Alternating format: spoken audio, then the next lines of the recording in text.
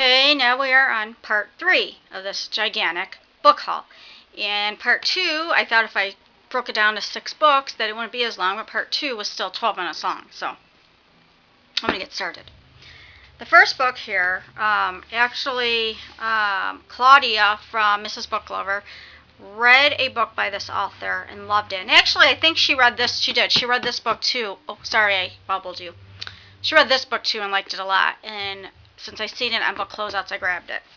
Taken by Storm by Angela Morrison. She's the one that wrote Sing Me to Sleep. But that's still like $13 or $14 are still on Amazon. So I kind of like that cover. It says, Lisi thinks she has her whole life planned out. Get into the school of her dreams, write her poems, meet the perfect guy, and settle down. Then she meets Michael, a boy whose parents were killed in a diving accident during a terrible storm. Michael is drowning in tragedy, and all Lisi wants to do is save him. With each day, her heart hurts more. Could it be perfect Lisi is falling from grace, or is she just falling in love?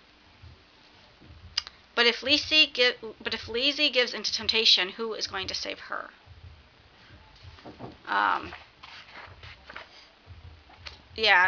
Claudia really liked it. She really likes this author, so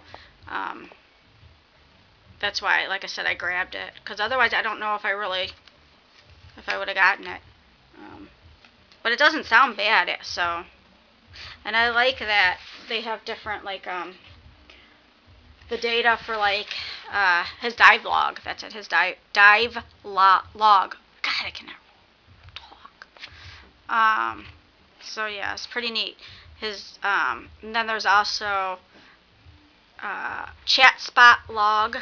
It's basically like messaging. So there's different things in here. That makes it neat. The next book I got, I have been eyeing this book for a long time, and I actually had it in my cart at one point on Amazon, and then I took it out, and then but they had it on Book Closeouts, so I grabbed it. It is The Death of Jason Porter by Jamie Adolph. You can see, I don't know if you guys can see it, but there's the kid falling. And I like how this is written. It is very short, there's a bold. The first thing is bold, and then there's very short paragraphs. There's big spaces, so this is going to be definitely really quick to read. It says 16-year-old Jason Porter wants to believe things will get better, but the harsh realities of his life never seem to change. Living in the inland Florida projects with his abusive mother, he tries unsuccessfully to fit in at his predominantly white school while struggling to maintain even a thread of a relationship with his drug-addicted father. As the pressure mounts, there's only one thing Jason feels he has control over: the choice of whether to live or die. In this powerful, gripping novel, Coretta Scott King award-winning author Jamie Adolph explores the harsh reality of a teenager's life, finding hope even in the bleakest of hours. That sounds really good, and I like the way it's written. Then we have, this is a sequel, I have the first one, The Resistance by Gemma Malley. The first one is The Declaration, which, like I said, I have. And then on the back, it shows you the Declaration. I don't know if you guys can see this. I'm hoping my camera focuses. And then The Returners. So I don't know if The Returners is the third book. I will have to look. I'm assuming that it is, but I could be wrong. So I'm not going to read, obviously, because this is a sequel, so I'm not going to read the back of this. All I'll tell you is it says the year is 2140. So yeah. On the front here, it says stuff really light behind them. Some people would kill to live forever. Would you? Then we have The Midnight Twins by Jacqueline Mitchard, and she wrote The Deep End of the Ocean, which I have that book too. You can see the girl there and then her reflection in the water.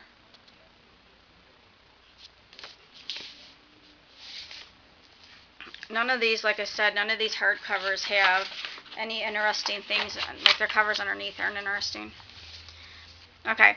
Each twin has visions, but is that a blessing or a curse? After battling a mysterious fire on the night of their 13th birthday, identical twins Meredith and Mallory Bryn awaken in the hospital with terrifying new powers. Mary can see into the past. Mally can see into the future. But their new gifts come with a heavy price. The mystical bond the twins have shared their entire lives is badly damaged. And now their small town is threatened by a looming danger only the twins can stop. That is, if they can harness their power before it destroys them both. The first book in a lyrical haunting new trilogy, oh cool, The Midnight Twins, explores the unearthly connection between the Bryn sisters in the same thrilling prose that has made Jacqueline Mitchell into a national treasure. Oh, that's cool. So if I like this, I know there's 2 more books. Neat, neat, neat. And this one's like 230 pages, so I'm liking shorter books because I get through them quicker and then I can get on to the next book. That's why all my books up here that are 350 plus pages are still needing to be read.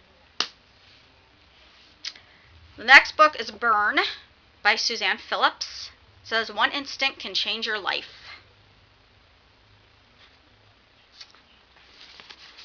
I like the spine there.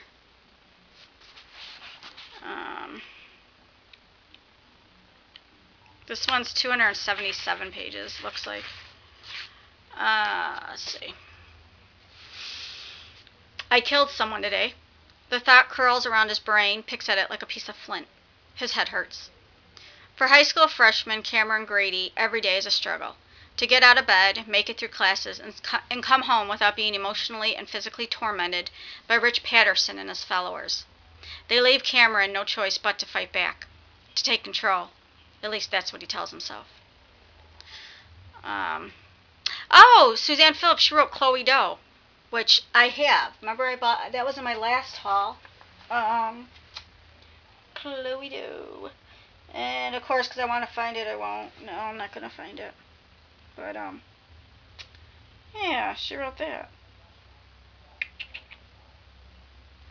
That sucks. I wanted to show you guys. Even though you've seen it last week, I still wanted to show you again. But, yeah. So that's cool. So, yeah, so that sounds good. Another bullying book. And then the last one in this haul, in this part 3 haul, is Rooftop by Paul Volpone, which I find this cover interesting. You have the candles on the bottom, and then you have buildings on the top, and I like them because they're like old buildings, maybe in like poor neighborhoods. It just looks like so much history is in those buildings. Love it. This book is about, let me see if they're, yeah, nothing interesting. Addison was like the big brother Clay never had.